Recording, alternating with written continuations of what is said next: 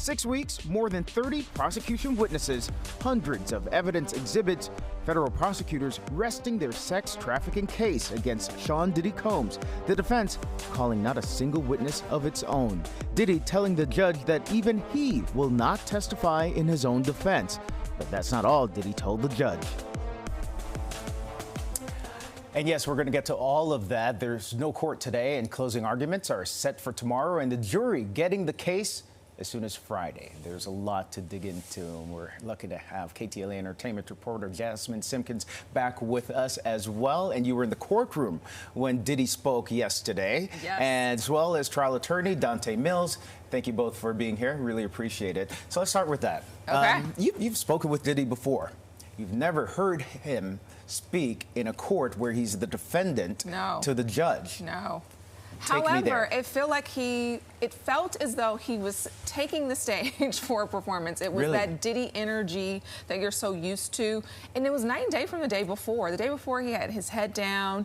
I don't know if he was a little lethargic. He had fatigue. It's been weeks now of this trial. But yesterday, he had all this energy. And, I mean, he was excited, you could tell, to talk to the judge. And so we got that. We got that Sean Combs, Puff Daddy his team spirit. Picked up on it. I've had a lot of high-profile cases. And the issue with these celebrities is they believe they can influence people. Yeah. And they're chomping at the bit to speak. This was part of the theatrics, is what you're saying? I think what happened, when you have a client like that, they're saying, put me up there, put me up there. I can tell them this. So what his attorney's team may have done is said, all right, you won't speak to the jury, but we'll let you say something in front of the judge. Kind of just to get it out of his system, let him believe he had his influence, and then you just kind of move on and then have him sit in a chair so the jury won't hear from him at all. Yeah, and he told the judge, I think you're doing an excellent job. The judge said, thank you. And this is in front of the jury? The jury wasn't in. No. No, okay. they weren't inside the courtroom during this time. They had been recessed. So okay. Yes. But still, he's having his moment. His only time that he would have been able to speak to his juries is if he took the stand. But the problem with that is the prosecutors would have had the opportunity to cross-examine him. You don't want to open him up to that. Yeah, he didn't want that smoke. But of course, he's Diddy. He wants to speak. Yeah. Right? He believes he can have this positive influence. So they gave him an opportunity to do it in front of the judge while the jury wasn't there. All right, Dante, give me a timeline of what takes place next. Yeah, so right now, today, they talked about the jury charges, what we're going to be presented to the jury as the law. And then the jury will determine, once they have the law, if the facts match that, if he's guilty. So they had that conference today where the judge kind of goes over what he's going to tell the jury. When they come back tomorrow, it's going to be closing arguments. Both sides will have the opportunity to kind of sum up everything and say, here's what you saw through this process, here's what it means. The judge will then give them the law, and they have to match the facts with the law, and we'll hear if jury's guilty, if Diddy's guilty or not. Guilty. Jasmine, from a pop culture and entertainment standpoint, did this trial live up to the hype?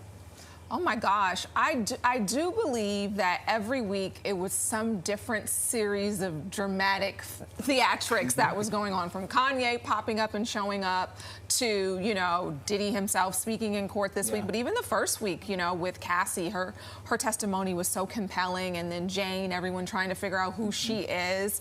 So I think this will be something that is made for television. I can't wait to see what Ryan Murphy does with this, with the People versus Sean Combs television series. But definitely, yes, I think it lived up. The prosecution's case went shorter than expected, and the defense didn't call any witnesses because they didn't believe they had to. But neither did the defense in Harvey Weinstein, and I think that's what people are calling this, the Harvey Weinstein effect, because we saw that. No witnesses called either, and... Did R. Kelly?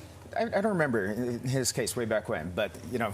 I don't know, but that's a strategy that I even use. You wait for the prosecution to put their case in, and you say, is there something that I have to defend here? Yeah. Because remember, the defendants, they don't have to prove anything. They can simply say, you didn't prove your case. We don't have to say anything. So it's a not guilty. So, did they? I think this case was a stretch from the beginning. I think they prosecuted the person, not the crime. So I don't think they met their burden of proving that RICO charge. I don't think they put enough to show that this operation was put together for the purposes of furthering criminal activity. I think they showed he was a bad guy. They showed that video over and over again. but it doesn't match what the jury charges are going to be in the law that they have to meet. Sounds to me like a lot of freako, not enough RICO happening during these 7 weeks, for sure. I mean, very valid and very good point. I mean, Johnny Cochran would have loved that as part of his closing, no doubt.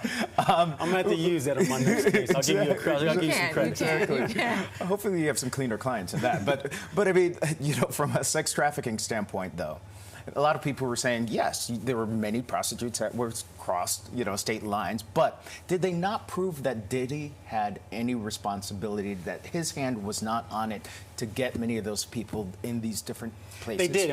And a quick thing that I'll point out is the prosecution asked the judge to instruct the jury that you don't have to pay people for it to be prostitution, and that you don't have to essentially have somebody chained up or something for it to be forced. They didn't prove directly. They kind of proved this situation or this area of freakiness that was happening, and they're trying to stretch it and say he's a bad person, these things were going on, so let's tie it to this crime. I think it's too far stretched, though.